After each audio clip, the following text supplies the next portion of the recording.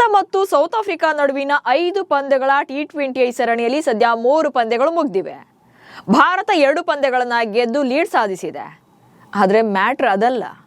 ಭಾರತ 2 ಪಂದ್ಯಗಳನ್ನು ಗೆದ್ದಿರೋದು ಇಲ್ಲಿ ಪ್ಯೂರ್ ಬೌಲರ್ಗಳಿಂದಲೇ. ಬ್ಯಾಟರ್ಗಳು ಜಸ್ಟ್ ಸಪೋರ್ಟ್ ಮಾಡಿದ್ದಾರಷ್ಟೇ. ಆದರೆ ಇದೇ ಬ್ಯಾಟಿಂಗ್ ಲೈನ್ ಭಾರತಕ್ಕೆ ಹೊರೆಯಾಗುವಂತ ಎಲ್ಲಾ ಲಕ್ಷಣಗಳು ಕೂಡ ಕಾಣ್ತಾ ಇದೆ. ಅದರಲ್ಲೂ ಸೂರ್ಯಕುಮಾರ್ ಯಾದವ್ ಮತ್ತು ಶುಭ್ಮನ್ ಗಿಲ್ ಅಂತೂ ತಂಡದಲ್ಲಿ ಇದ್ದೂ ಇಲ್ಲದಂತಾಗಿದ್ದಾರೆ. ಅಷ್ಟಕ್ಕೂ ಭಾರತ ಬ್ಯಾಟಿಂಗ್ ನಲ್ಲಿ ಹೇಗೆ ಸ್ಟ್ರಗಲ್ ಮಾಡ್ತಾ ಇದೆ? ಬೌಲರ್ಗಳ ಎಲ್ಲಾ ಪಂದ್ಯಗಳನ್ನು ಗೆಲ್ಲಿಸೋಕೆ ಸಾಧ್ಯವಾಗುತ್ತಾ? T20 ವಿಶ್ವಕಪ್ ವೇಳೆಗೆ ಏನೆಲ್ಲ ಬದಲಾಗಬೇಕು?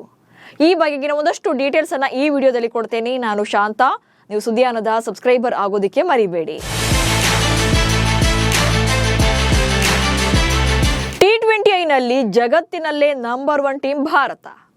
2024ರ T20 ವಿಶ್ವಕಪ್ ಗೆದ್ದ ಮೇಲೆ ಒಂದೇ ಒಂದು T20 ಸರಣಿಯನ್ನ ಸೋತಿಲ್ಲ. ಸೌತ್ ಆಫ್ರಿಕಾ ವಿರುದ್ಧದ ಸರಣಿಯಲ್ಲೂ ಕೂಡ ಆಲ್ಮೋಸ್ಟ್ ಭಾರತವೇ ಸರಣಿ ಗೆಲ್ಲುವಂತ ಫೇವರೇಟ್ ಟೀಮ್ ಆಗಿದೆ. ಉಳಿದ 2 ಪಂದ್ಯಗಳ ಪೈಕಿ ಇನ್ನೊಂದು ಮ್ಯಾಚ್ ಅನ್ನ ಗೆದ್ರೂ ಕೂಡ ಸರಣಿ ನಮ್ದೇ, ಡೌಟೇ ಇಲ್ಲ. ಬಟ್ ಇರುವಂತ ಪ್ರಾಬ್ಲಮ್ ಅಂದ್ರೆ ಬ್ಯಾಟಿಂಗ್ ವಿಭಾಗದ್ದು. ಇಬ್ಬರು ಟಾಪ್ ಆರ್ಡರ್ ಬ್ಯಾಟರ್ಗಳೇ ಆಟಕ್ಕುಂಟು ಲೆಕ್ಕಕ್ಕಿಲ್ಲ ಎನ್ನುವಂತೆ ಪರ್ಫಾರ್ಮ್ ಮಾಡ್ತಾ ಇದ್ದಾರೆ. ಅದು ಕೂಡ ಕ್ಯಾಪ್ಟನ್ ಸೂರ್ಯಕುಮಾರ್ ಯಾದವ್ ಹಾಗೆ ವೈಸ್ ಕ್ಯಾಪ್ಟನ್ ಶುಭ್ಮನ್ ಗಿಲ್ ಈ ಇಡೀ ವರ್ಷ ಒಂದೇ ಒಂದು ಅರ್ಧ ಶತಕ ಬಾರಿಸಿಲ್ಲ T20 ನಲ್ಲಿ. ಪರಿಣಾಮ ಪಂದ್ಯದ ಕಂಪ್ಲೀಟ್ ಪ್ರೆಷರ್ ಬೌಲರ್ಗಳ ಮೇಲೆ ಬೀಳ್ತಾ ಇದೆ. ಸದ್ಯ ಸರಣಿಯಲ್ಲಿ 2 ಪಂದ್ಯ ಗೆಲ್ಲಿಸಿದ್ದು ಕೂಡ ಬೌಲರ್ಗಳೇ ಆಗಿದ್ದಾರೆ.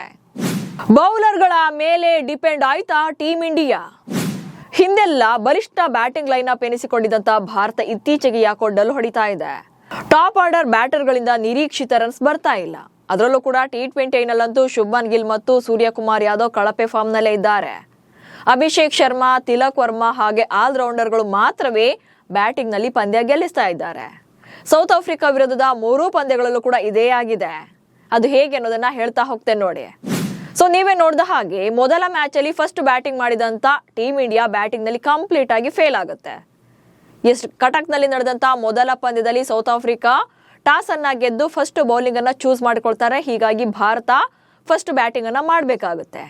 ಸೊ ಈ ಪಂದ್ಯದಲ್ಲಿ ಹಾರ್ದಿಕ್ ಪಾಂಡ್ಯ ಮಾತ್ರ ಅರ್ಧ ಶತಕ ಬಾರಿಸಿದ್ದು. ಸೊ ಉಳಿದವರೆಲ್ಲ ಬೇಗನೆ ಔಟ್ ಆಗ್ತಾರೆ. ಟಾಪ್ ಆರ್ಡರ್ ಬ್ಯಾಟಿಂಗ್ ಅಂತೂ ಅವತ್ತು ಕಂಪ್ಲೀಟ್ ಆಗಿ ಕೊಲಾಪ್ಸ್ ಆಗುತ್ತೆ. ಜಿತೇಶ್ ಶರ್ಮಾ 29 ರನ್ ಗಳಿಸಿ ಸೆಕೆಂಡ್ ಹೈಯೆಸ್ಟ್ ಸ್ಕೋರರ್ ಆಗ್ತಾರೆ. ಪಾಂಡ್ಯ ಅದು ಮಾತ್ರವೇ 50+ ರನ್ಸ್ ಬರುತ್ತೆ. ಹೀಗಿದ್ರು ಕೂಡ ಅಂತಿಮವಾಗಿ ಟೋಟಲ್ ಆಗಿ 175 ರನ್ಸ್ ಅಷ್ಟೇ ಬರುತ್ತೆ ಬ್ಯಾಟಿಂಗ್ ನಲ್ಲಿ. ಸೊ ಈ ಸ್ಕೋರ್ ನೋಡಿದಾಗ ಬಹುಶಃ ಈಸಿಯಾಗಿ ಸೌತ್ ಆಫ್ರಿಕಾ ತಂಡ ಇದನ್ನ ಚೇಸ್ ಮಾಡಬಹುದು ಅಂತಾನೆ ಎಲ್ಲರೂ ಅನ್ಕೊಂಡಿರ್ತಾರೆ. ಬಟ್ ಅವತ್ತು ಸೌತ್ ಆಫ್ರಿಕಾ ಆಟಗಾರರಿಗೆ ಶಾಕ್ ಕೊಟ್ಟಿದ್ಯಾರಂತಂದ್ರೆ ನಮ್ಮ ಬೌಲರ್ಗಳು. ಅದು ಹೇಗೆ? ಬರೀ 74 ರನ್ಗಳಿಗೆ ಸೌತ್ ಆಫ್ರಿಕಾ ತಂಡವನ್ನ ಆಲ್ಔಟ್ ಮಾಡ್ತಾರೆ ಬೌಲರ್ಗಳು. ಸೊ ಅವತ್ತಿನ ಪಂದ್ಯದಲ್ಲಿ ಎಲ್ಲರೂ ಕೂಡ ರನ್ ಎಕಾನಮಿ ಅಥವಾ ಎಕಾನಮಿ ರೇಟ್ ಬಿಟ್ಕೊಟ್ಟಿದ್ದು ಕೂಡ ತುಂಬಾನೇ ಲೋ ಆಗಿತ್ತು. ಅದು ಅಲ್ಲದೆ ಎಲ್ಲಾ ಆಟಗಾರರು ಅಂದ್ರೆ ಭಾರತ ಪರ ಬೌಲ್ ಮಾಡಿದಂತೆ ಎಲ್ಲಾ ಬೌಲರ್ಗಳು ಕೂಡ ವಿಕೆಟ್ ಟೇಕರ್ ಆಗಿದ್ರು. ಜಸ್ಟ್ 74 ರನ್ಗಳಿಗೆ ಸೌತ್ ಆಫ್ರಿಕಾ ಆಟಗಾರನ ಕಟ್ಟಿ ಹಾಕಿ ಪಂದ್ಯವನ್ನ 101 ರನ್ಗಳಿಂದ ಗೆಲ್ಲಿಸಿಕೊಟ್ಟಿದ್ದು ಅವತ್ತು ಬೌಲರ್ಗಳು. ಸೊ ಆ ಪಂದ್ಯದ ಕಂಪ್ಲೀಟ್ ಗೆಲುವಿನ ಕ್ರೆಡಿಟ್ ಬೌಲರ್ಗಳಿಗೆ ಸಲ್ಲಬೇಕಾಗತ್ತೆ. ಸೊ ಫಸ್ಟ್ ಮ್ಯಾಚ್ ಅಲ್ಲಿ ಬೌಲರ್ಗಳೇ ಡಾಮಿನೇಟ್ ಮಾಡಿದ್ದು ಗೊತ್ತಾಯ್ತು. ದೆನ್ ಸೆಕೆಂಡ್ ಪಂದ್ಯದಲ್ಲಿ ಬೌಲಿಂಗ್ ನಲ್ಲಿ ಭಾರತ ತುಂಬಾ ದುಬಾರಿ ಆಗುತ್ತೆ. ಅಂದ್ರೆ 2ನೇ ಪಂದ್ಯದಲ್ಲಿ ಮೊದಲ ಪಂದ್ಯದಂತ ಸಕ್ಸಸ್ ಬೌಲರ್ಗಳಿಗೆ ಸಿಗೋದಿಲ್ಲ. ಹೀಗಾಗಿ ದುಬಾರಿ ರನ್ಸ್ ಅನ್ನ ಬಿಟ್ಕೊಡ್ತಾರೆ. ಫಾಸ್ಟ್ ಬೌಲರ್ಗಳು ಒಂದೇ ಒಂದು ವಿಕೆಟ್ ಅನ್ನ ತೆಗೆಯೋಕೆ ಸಾಧ್ಯವಾಗೋದಿಲ್ಲ 2ನೇ ಪಂದ್ಯದಲ್ಲಿ. ಹಾಗೆ ಹರಿಣ ಪಡೆ 213 ರನ್ಗಳನ್ನ ಕಲೆ ಹಾಕುತ್ತೆ.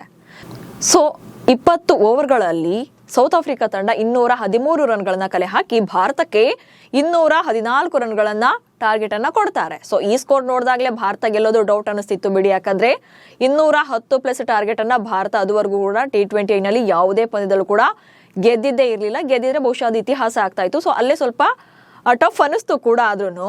ಬಟ್ ಆ ನಂತರ ಭಾರತ ಬ್ಯಾಟಿಂಗ್ ನಲ್ಲಿ ಫೈಟ್ ಕೊಡೋಕೆ ರೆಡಿ ಇರಲಿಲ್ಲ. ಅವತ್ತಿನ ಮ್ಯಾಚ್ ಅಲ್ಲಿ ತಿಲಕ್ ವರ್ಮಾ 67 ರನ್ ಗಳಿಸಿದ್ದು ಬಿಟ್ರೆ ಉಳಿದವ್ರು ಯಾರು ಕೂಡ 50+ ರನ್ಸ್ ಬರಲೇ ಇಲ್ಲ. 30+ ಸ್ಕೋರ್ ಕೂಡ ಬರಲಿಲ್ಲ ಯಾರ ಬ್ಯಾಟಿಂಗ್ ನಿಂದಲೂ ಕೂಡ. ಹೀಗಾಗಿ ತಿಲಕ್ ವರ್ಮಾ ಏಕಾಂಗಿಯಾಗಿ ಹೋರಾಟ ನಡೆಸ್ತಾರೆ.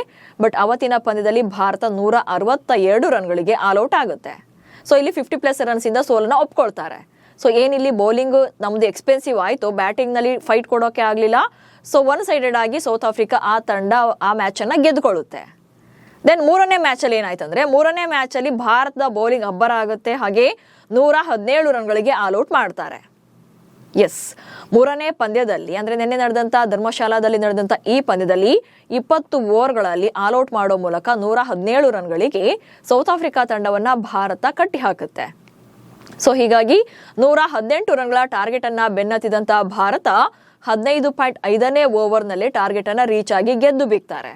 ಸೊ ಈ ಪಂದ್ಯದಲ್ಲೂ ಕೂಡ ಭಾರತದ ಪರ ಯಾವುದೇ ಬಿಗ್ ಸ್ಕೋರ್ ಬರಲಿಲ್ಲ ಟಾಪ್ ಆರ್ಡರ್ ಬ್ಯಾಟಿಂಗ್ ನಲ್ಲಿ. ಅದು ಕೂಡ ಅಭಿಷೇಕ್ ಶರ್ಮಾ 35 ರನ್ಸ್ ಬಂದಿದ್ದು ಬಿಟ್ರೆ ಉಳಿದವರೆಲ್ಲ ಡಲ್ ಆದ್ರು. ಅದು ಕೂಡ ಸೂರ್ಯಕುಮಾರ್ ಹಾಗೆ ಶುಭನ್ ಗಿಲ್ ಅಂತೂ ಈ ಪಂದ್ಯದಲ್ಲೂ ಕೂಡ ಡಲ್ ಹೊಡೆದಿದ್ದು ಎದ್ದು ಕಾಣಿಸ್ತಾ ಇತ್ತು. ಹೀಗಾಗಿ ಈ ಪಂದ್ಯದಲ್ಲಿ ಅಂದ್ರೆ ಮೂರನೇ ಪಂದ್ಯವನ್ನ ಭಾರತ ಗೆಲ್ಲೋಕೆ ಕಂಪ್ಲೀಟ್ ಕಾರಣವೇ ಬೌಲರ್ಗಳು ಅನ್ನೋದನ್ನ ಇಲ್ಲಿ ಮತ್ತೆ ಹೇಳ್ಬೇಕಾಗುತ್ತೆ. ಸೊ ಈ ಅಂಕಿ ಅಂಶಗಳನ್ನ ನೋಡಿದ್ರೇನೆ ಗೊತ್ತಾಗುತ್ತೆ ಭಾರತ ಪಂದ್ಯಗಳನ್ನ ಗೆಲ್ತಾ ಇರೋದು ಬೌಲರ್ಗಳ ಅಟ್ಯಾಕ್ ನಿಂದ ಮಾತ್ರ ಅನ್ನೋದು. ಅದರಲ್ಲೂ ಭಾರತ ಬ್ಯಾಟಿಂಗ್ ನಲ್ಲಿ 11 ಆಟಗಾರರು ಇದ್ರೂ ಕೂಡ 9 ಆಟಗಾರರು ಬ್ಯಾಟಿಂಗ್ ಮಾಡೋದನ್ನಂತಾಗಿದೆ. ಅಂದ್ರೆ ಇಲ್ಲಿ ಸೂರ್ಯ ಮತ್ತು ಗಿಲ್ ಹೆಸರಷ್ಟೇ ಇರುತ್ತೆ, ಬ್ಯಾಟಿಂಗ್ ಕೊಡೋಕೆ ಏನೂ ಇರಲ್ಲ. ಬಿಲೋ 20-30 ಒಳಗೆ ಔಟ್ ಆಗೋದ್ರಿಂದ ಭಾರತಕ್ಕೆ ಪ್ರೆಷರ್ ಬಿಟ್ರೆ ಹೆಲ್ಪ್ ಏನೂ ಆಗ್ತಾ ಇಲ್ಲ. ಹೀಗಾಗಿ ಇದು ದೊಡ್ಡ ಸಮಸ್ಯೆ ಆಗ್ತಾ ಇದೆ. ಲೋ ಸ್ಕೋರ್ ನಲ್ಲೂ ಕಮ್ ಬ್ಯಾಕ್ ಮಾಡ್ತಿಲ್ಲ ಸೂರ್ಯ ಮತ್ತು ಗಿಲ್. ಆಕ್ಚುಲಿ ಮೂರನೇ ಮ್ಯಾಚ್ ಅಲ್ಲಿ ಕಮ್ ಬ್ಯಾಕ್ ಮಾಡೋಕೆ ಸೂರ್ಯ ಹಾಗೆ ಗಿಲ್ಗೆ ಒಳ್ಳೆ ಟೈಮ್ ಅಂತ ಕಾಮೆಂಟೇಟರ್ಸ್ ಕೂಡ ಹೇಳ್ತಾ ಇದ್ರು. ಅಂದ್ರೆ ಸೌತ್ ಆಫ್ರಿಕಾ ಬೇಗನೆ ಔಟ್ ಆಗಿತ್ತು, ಹೀಗಾಗಿ ಬಿಗ್ ಸ್ಕೋರ್ ಇಲ್ಲದೆ ಇರೋದ್ರಿಂದ ಸೆಟಲ್ ಆಗೋಕೆ ಸ್ವಲ್ಪ ಟೈಮ್ ತಗೊಳ್ಬಹುದು, ಪ್ರೆಷರ್ ಅಂತೂ ಇರಲ್ಲ. ಆ ನಂತರ ಇವರಿಬ್ರು ಕೂಡ ಬಿಗ್ ಸ್ಕೋರ್ ಆಗಿ ಕನ್ವರ್ಟ್ ಮಾಡಬಹುದು, ಹಾಗೆ ಕಮ್ ಬ್ಯಾಕ್ ಮಾಡಬಹುದು ಅಂತಾನೆ ಸಜೆಸ್ಟ್ ಮಾಡ್ತಾ ಇದ್ರು.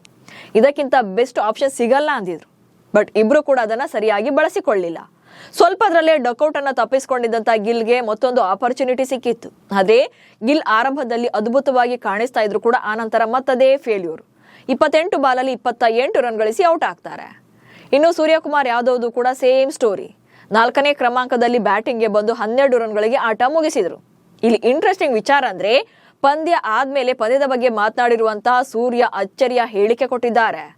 ನಾನೇನು ಫಾರ್ಮ್ ಕಳ್ಕೊಂಡಿಲ್ಲ, ನೆಟ್ಸ್ ನಲ್ಲಿ ಸಖತ್ತಾಗಿ ಬ್ಯಾಟಿಂಗ್ ಮಾಡ್ತಿದ್ದೇನೆ, ಆದ್ರೆ ಮೈದಾನದಲ್ಲಿ ರನ್ಸ್ ಬರ್ತಿಲ್ಲ ಅಷ್ಟೇ. ರನ್ಗಳು ಯಾವಾಗ ಬರಬೇಕು ಆಗ ಖಂಡಿತ ಬರುತ್ತವೆ ಎಂದಿದ್ದಾರೆ. ಕಳೆದ 21 T20 ಪಂದ್ಯದಲ್ಲಿ ಸೂರ್ಯಕುಮಾರ್ ಯಾದವ್ ಒಟ್ಟಾರೆಯಾಗಿ 239 ರನ್ಗಳನ್ನ ಕಲೆ ಹಾಕಿದ್ದಾರೆ. ಅಚ್ಚರಿ ಅಂದ್ರೆ ಇದರಲ್ಲಿ ಯಾವುದೇ ಒಂದೇ ಒಂದು ಅರ್ಧ ಶತಕ ಕೂಡ ಬಂದಿಲ್ಲ. ಅದು ಕೂಡ T20 ಕ್ರಿಕೆಟ್ನ ಸ್ಪೆಷಲಿಸ್ಟ್ ಬ್ಯಾಟರ್ ಅಂತಾನೆ ಕರೆಸ್ಕೊಳ್ತಿದ್ದಂತ ಸೂರ್ಯ 118+ ಸ್ಟ್ರೈಕ್ ರೇಟ್ ನಲ್ಲಿ ಬ್ಯಾಟ್ ಬೀಸಿದ್ದಾರೆ. ಹೀಗಿದ್ರು ಕೂಡ ಅದ್ಯಾವ ಲಾಜಿಕ್ ಮೇಲೆ ಫಾರ್ಮ್ ಕಳ್ಕೊಂಡಿಲ್ಲ ಅಂತಾನೋ ಅವ್ರಿಗೆ ಗೊತ್ತು. ಇನ್ನು ಶುಭನ್ ಗಿಲ್ ರದ್ದು ಕೂಡ ಅದೇ ರಾಗ ಅದೇ ಹಾಡು. T20 ಕೈ ಬಿಟ್ಟು ಗಿಲ್ಗೆ ರೆಸ್ಟ್ ಕೊಡಿ ಅಂದ್ರೂ ಕೂಡ ಹಠಕ್ಕೆ ಬಿದ್ದಿರುವಂತ BCCI ಮತ್ತೆ ಚಾನ್ಸ್ ಕೊಡ್ತಾನೆ ಹೋಗ್ತಿದೆ. ಇವರಿಬ್ಬರ ಔಟ್ ಆಫ್ ಫಾರ್ಮ್ ತಂಡಕ್ಕೆ ಹೊಡೆತ ಬೀಳುವಂತೆ ಮಾಡ್ತಾ ಇದೆ. ಹೀಗಾಗಿ ಪಂದ್ಯ ಗೆಲ್ಲಿಸೋ ಕಂಪ್ಲೀಟ್ ಜವಾಬ್ದಾರಿ ಈಗ ಬೌಲರ್ಗಳ ಮೇಲೆ ಬೀಳ್ತಾ ಇದೆ. 2026ರ T20 ವಿಶ್ವಕಪ್ ವೇಳೆಗೆ ಇವರಿಬ್ರು ಕಮ್ ಬ್ಯಾಕ್ ಮಾಡಲೇಬೇಕು, ಅಥವಾ ಇವರಿಬ್ಬರನ್ನು ಕೂಡ ತಂಡದಿಂದ ಹೊರಗಿಟ್ರು ಕೂಡ ಮ್ಯಾನೇಜ್ಮೆಂಟ್ಗೆ ಯಾವುದೇ ನಷ್ಟ ಆಗೋದಿಲ್ಲ. ಸೊ ಇನ್ನಾದ್ರೂ ಕೂಡ ಎಚ್ಚೆತ್ಕೊಳ್ಬೇಕಾಗತ್ತೆ. ನಿಮಗೂ ಕೂಡ ಭಾರತ 2 ಪಂದ್ಯಗಳನ್ನ ಬೌಲರ್ಗಳಿಂದಲೇ ಗೆದ್ದಿದ್ದು ಅನಿಸಿದ್ರೆ ಕಮೆಂಟ್ಸ್ ಮೂಲಕ ತಿಳಿಸಿ. ಹಾಗೆ ಸುದ್ದಿಯನ್ನ ಫಾಲೋ ಮಾಡಿ. ನಮಸ್ಕಾರ.